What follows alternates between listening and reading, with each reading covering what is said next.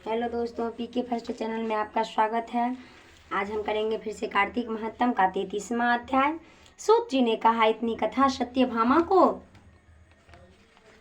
सुनाकर भगवान श्री कृष्ण चंद्र संध्या करने को महल में चले गए। यह कार्तिक मास का व्रत भगवान विष्णु को अति प्रिय है तथा भक्ति को प्रदान करने वाला है। रात्रि जागरण, प्रातः काल का स्नान, तुलसी वट सींचन, उद्यापन और दीपदान, यह 5 कर्म भगवान विष्णु को प्रसन्न करने वाले हैं, इसलिए उनका पालन अवश्य करना चाहिए। ऋषि ने कहा, भगवान विष्णु का प्रिय अधिक फल का देने वाला, शरीर के रोम रोम को प्रसन्न करने वाला जो कार्तिक महत्तम आपने कहा है, मोक्ष की चाहना करने वाले या भोग के इच्छुक मनुष्य को यह व्रत अश्वमेघ करना चाहिए। किंतु हम एक बात आपसे पूछना चाहते हैं कि वह यह है कि यदि कार्तिक मास का व्रत करने वाला किसी संकट में फंस जाए तो वह जंगल में हो अथवा वह किसी रोग से ग्रस्त हो जाए तो फिर वह कार्तिक व्रत को किस प्रकार करे, क्योंकि यह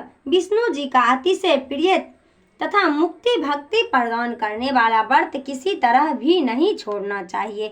श्री सूत जी ने उत्तर दिया, यदि कार्तिक व्रती किसी संकट में फंस जाए तो वीरता के साथ शंकर जी तथा भगवान विष्णु के मंदिर पास में हो उसमें जाकर रात्रि जागरण करे। अगर घना जंगल हो तो फिर पीपल के पेड़ के नीचे अथवा तुलसी के वन में जाकर जागरण करे। भगवान विष्णु जी की मूर्ति के सम्मुख बैठकर विष्णु जी का कीर्तन करे। ऐसा करने से 1000 गौओं के दान के बराबर फल मिलता है। जो मनुष्य विष्णु जी की कीर्तन में बाजा बजाता है उसे वाजपेय यज्ञ में बराबर फल मिलता है, और हरि कीर्तन में नृत्य करने वाले प्राणी को समस्त तीर्थों में स्नान करने का फल मिलता है। किसी संकट के समय या रोगी हो जाने पर और यदि जल न मिले सके तो केवल भगवान विष्णु के नाम मात्र से मार्जन ही कर लेने।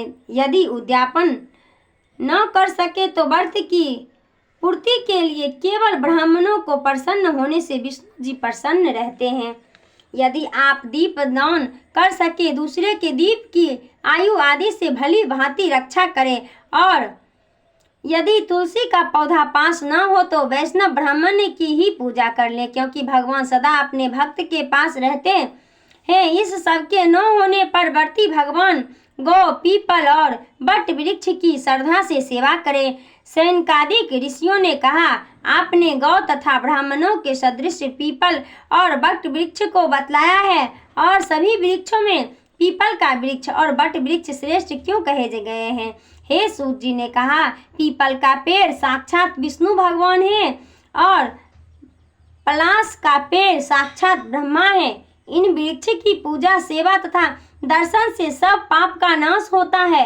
ऋषियों ने कहा, हे प्रभु, हम लोगों को इसमें शंका है कि ब्रह्मा, विष्णु और शंकर वृक्ष रूप क्यों हुए? आप कृपा करके हमें बतलाइए। श्री सूत जी ने कहा, प्राचीन काल में भगवान शंकर और पार्वती जी विहार कर रहे थे। उस समय उनके विहार में विघ्न डालने के विचार से ब्राह्मण का रूप धारण करके अग्निदेव वहां पर गए।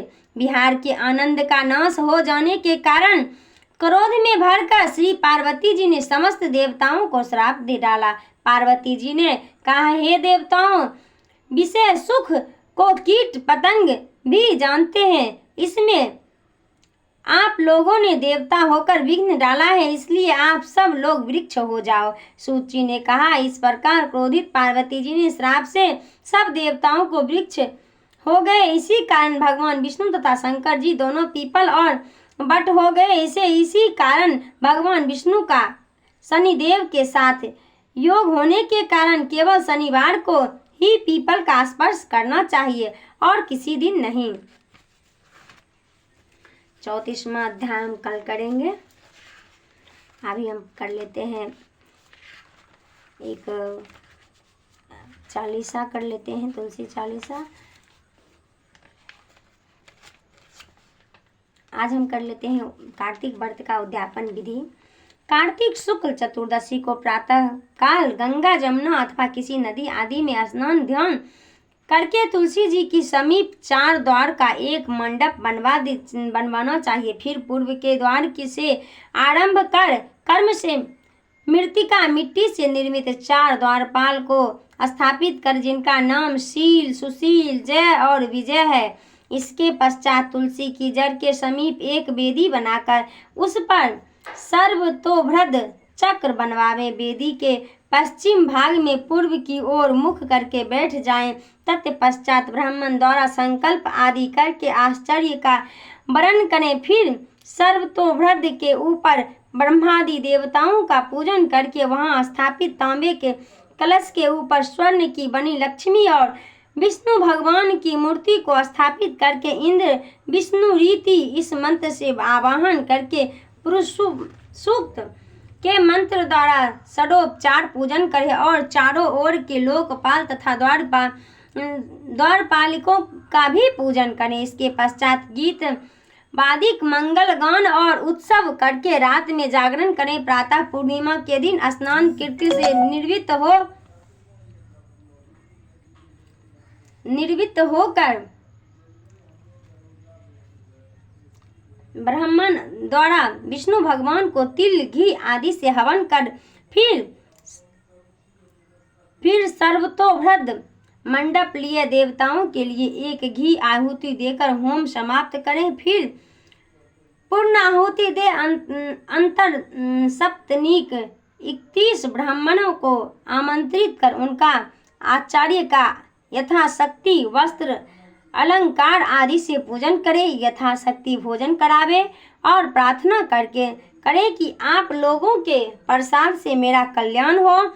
कार्तिक के इस व्रत व उद्यापन से कुल के 7 जन्मों के किए पाप नष्ट हो जाते हैं और सुख, संपत्ति एवं सौभाग्य आदि सकल मनोरथ सिद्ध होते हैं। कार्तिक महत्म के उद्यापन की विधि समाप्त हुआ। अब हम लोग मिलते हैं अगले वीडियो में। हमारे चैनल को लाइक कीजिएगा, शेयर कीजिएगा, सब्सक्राइब कीजिएगा, हमें सपोर्ट कीजिएगा। तब तक के लिए बाय बाय।